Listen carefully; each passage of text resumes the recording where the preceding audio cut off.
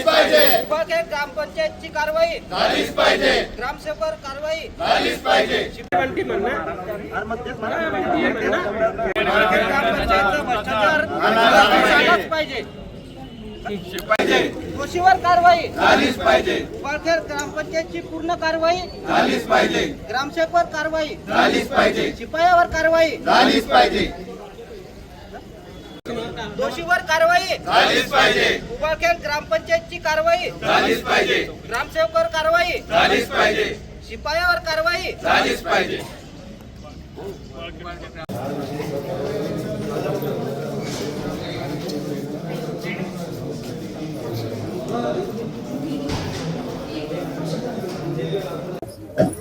मी आकाश राजू भिसे, ग्रामपंचायत सदस्य उबाळखेड. गड ग्रामपंचायत उबाळखेड येथे 26 जानेवारी रोजी ग्रामसभा आयोजित केली होती. या ग्रामसभेमध्ये जो काही जमा खर्च झालेला आहे याची माहिती ग्रामस्थांनी मागितली होती. ही जी माहिती होती ही ग्रामस्थांना मिळालेली नाही. तदनंतर जो काही ग्रामपंचायतमध्ये लाखो रुपयाची कामं झालेली आहे या कामाची विचारणा केली असती सरपंचांनी ही माहिती देण्यास टाळाटाळ केली. त्यामुळे आपण विशेष ग्रामसभा आयोजित करण्यात आली होती.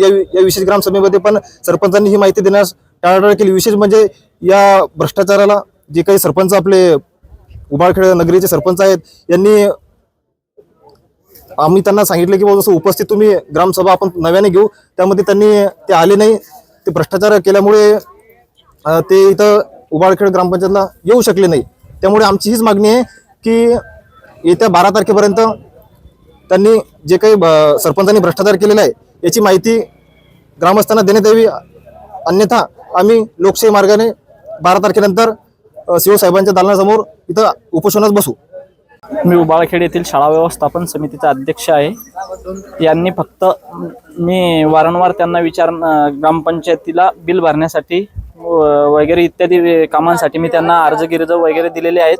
तरी त्यांनी आजपर्यंत फक्त 30,000 रुपयाची कलरिंग केलेली आहे आणि 30,000 रुपयाच्या कलरिंगवरती त्यांनी आजपर्यंत कित्येक बिले काढलेली आहेत. आणि त्यांनी केलेला हा भ्रष्टाचार त्यांनी वरिष्ठ अधिकाऱ्यांनी त्यावरती चौकशी न केल्यास आम्ही आमच्या मुलांना त्या शाळेमधून काढून आणि प्रायव्हेट शाळेमध्ये शिकवण्यास तयार राहू.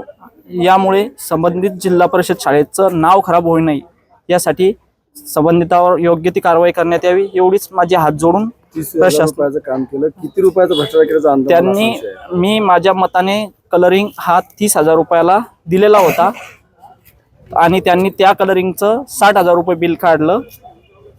तर त्यांनी त्यामध्ये पण भ्रष्टाचार केला आणि इतर बिलं सुद्धा त्यांनी काढलेली आहेत. तरी त्यावरती संबंधित वरिष्ठ अधिकाऱ्यांनी चौकशी करावी. अन्यथा आम्ही आमच्या मुलांना जिल्हा परिषद शाळेमध्ये शिकवणार नाही एवढं मी